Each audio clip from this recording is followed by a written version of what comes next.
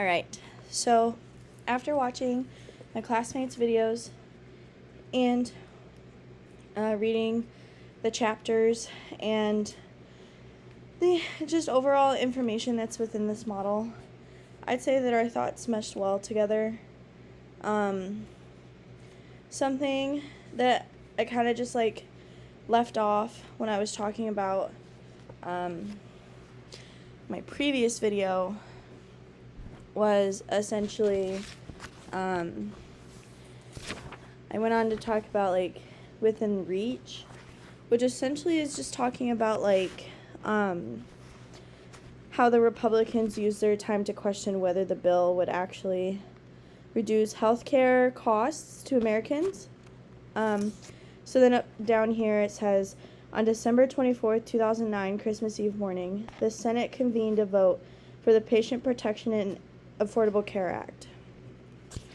The vote was the culmination of 25 consecutive days of intense debate, the second longest in Senate history, and the first Christmas Eve Senate session since 1985.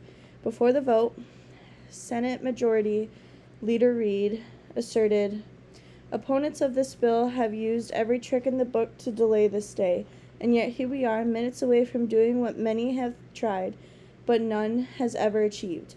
We are here because the facts will always defeat fear.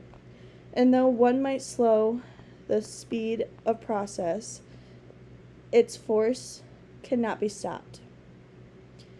So then going further down, it says the strategy all along had been to pass two health reform bills, one in the Senate, one in the House, that could be merged together in conference.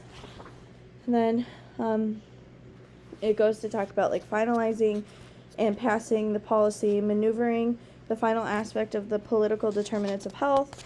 Within this section, something that I thought was really interesting was here. It says on March 23rd, 2010, President Obama signed into law the Patient Protection and Affordable Care Act. After a century of striving, after a year of debate, after a historic vote, healthcare reform is no longer an unmet promise. It is the law of the land. And although it may be my signature that's affixed to the bottom of this bill, it was your work, your commitment, your unyielding hope that made this victory possible. When the special interests deployed an army of lobbyists, an onslaught of negative ads to preserve the status quo, you didn't give up. You hit the phones and you took the streets. You mobilized and you organized. You turned up the pressure and you kept up the fight. So it was a groundbreaking piece of legislation which advocates hoped would bring coverage to more than 32 million uninsured Americans. It materialized because advocates were unwilling to postpone the creation, passage, and implementation of the country's first inclusive and equitable health law.